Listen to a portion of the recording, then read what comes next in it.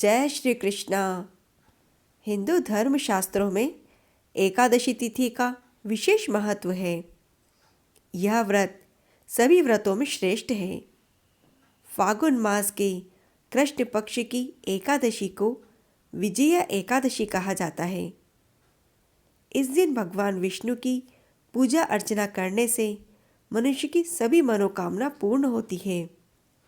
कहा जाता है कि लंका पर विजय के लिए भगवान श्री राम ने भी विजय एकादशी के दिन ही समुद्र किनारे पूजा अर्चना करी थी।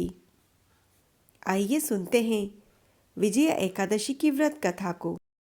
एक बार की बात है, महाराज युधिष्ठिर भगवान श्री कृष्ण से कहते हैं, हे प्रभु, फागुन मास के कृष्ण पक्ष की एकादशी का क्या नाम है तथा इसको करने की विधि क्या है, आप कृपा करके बताइए। यह सुनकर भगवान मुरली मनोहर ने कहा, हे राजन, फागुन मास के कृष्ण पक्ष की एकादशी का नाम विजया है और इस व्रत के प्रभाव से मनुष्य को विजय प्राप्त होती है। विजया एकादशी के महात्म्य के श्रवण व पठन से ही मनुष्य के समस्त पाप नष्ट हो जाते हैं। यह मैं आपको एक कथा के माध्यम से समझाता हूँ। एक समय की बात है, नारद जी ने जगत पिता ब्रह्मा जी से पूछा, हे ब्रह्मा जी, आप मुझे फागुन माह के कृष्ण पक्ष में आने वाली विजया एकादशी के व्रत को समझाइए। यह सुनकर ब्रह्मा जी ने कहा, हे नारद जी, यह विजया एकादशी समस्त पापों को नष्ट करने वाली है। मैं आपको इसकी कथा सुनाता हूँ। जब भगवान श्री रामचंद्र जी को त्रेता युग में 14 वर्ष का वनवास मिला था, तो वे लक्ष्मण जी और माता जानकी के साथ पंचवटी पर निवास करने लगे। वहाँ पर लक्ष्मण जी ने शूर्पणखा की नाक कान काट दिए। इस कारण से श्री रामचंद्र जी और लक्ष्मण जी को खरदूषण से युद्ध करना पड़ा। तत्पश्चात रावण ने उनसे बदला लेने का निश्चय किया और मारीच को स्वर्ण मृग बनाकर पंचवटी पर भेजा।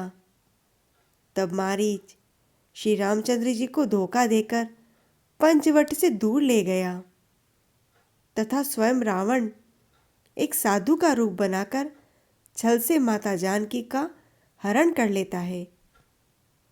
और जब प्रभु लक्ष्मण जी के साथ वहाँ वापस आए और उन्होंने माता जानकी को वहाँ नहीं पाया, तो वे बहुत ही दुखी हुए। आगे चलकर वे दोनों ऋषिमुख पर्वत पर आए।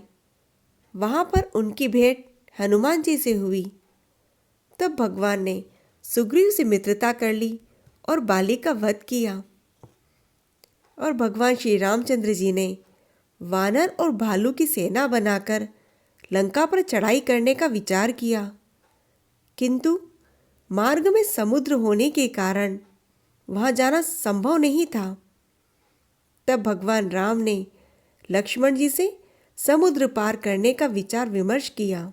तब लक्ष्मण जी बोले, हे भ्राता, आप आदि पुरुष पुराण पुरुषोत्तम हो। यहाँ से करीब आधा योजन की दूरी पर ही कुमारी द्वीप में बक्तालव्य नाम के मुनि रहते हैं। उन्होंने अनेकों नाम के ब्रह्मा देखे हैं। आप उन्हीं के पास जाकर इसका उपाय पूछिए। लक्ष्मण जी के वचन को सुनकर प्रभु बक्तालव्य ऋषि के पास गए और उनको प्रणाम करके वहीं बैठ गए। मुनि ने भी उनको मनुष्य रूप में पुरुषोत्तम ही समझा और पूछा, हे राम, आप यहाँ कैसे पधारे हो? तब प्रभु बोले, हे महर्षि, मैं अपनी सेना के साथ यहाँ आया हूँ। आप कृपा करके समुद्र पार करने का कोई उपाय बताइए।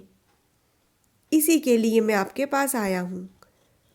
तब ऋषि ने कहा, हे राम, मैं आपको एक उत्तम व्रत बताता हूँ। फागुन माह के कृष्ण पक्ष की विजया नामक एकादशी का व्रत करने से आप समुद्र के पार अवश्य ही हो जाओगे और आपकी विजय होगी। हे राम जी, इस व्रत की विधि यह है कि दशमी के दिन स्वर्ण, चांदी, तांबा, मिट्टी या किसी का भी कलश बनवाएं। उस कलश को जल से भरकर तथा उसमें पंच पल्लव रखकर वेदिका स्थापित करें। यदि आप इस व्रत को अपने सेनापतियों के साथ करोगे तो अवश्य ही विजय होगे।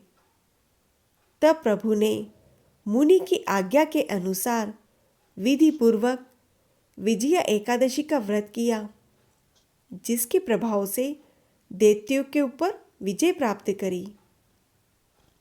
भगवान श्री कृष्ण कहते हैं, हे राजन, जो मनुष्य इस व्रत को विधि सहित करेगा उसकी दोनों लोकों में विजय होगी।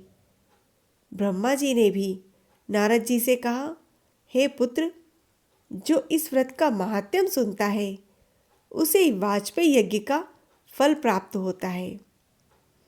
इसी प्रकार की एकादशी कथाओं का आनंद लेने के लिए आप श्री सनातन व्रत कथा को सब्सक्राइब जरूर करें और इस कथा को लाइक व शेयर करें। जय श्री कृष्णा।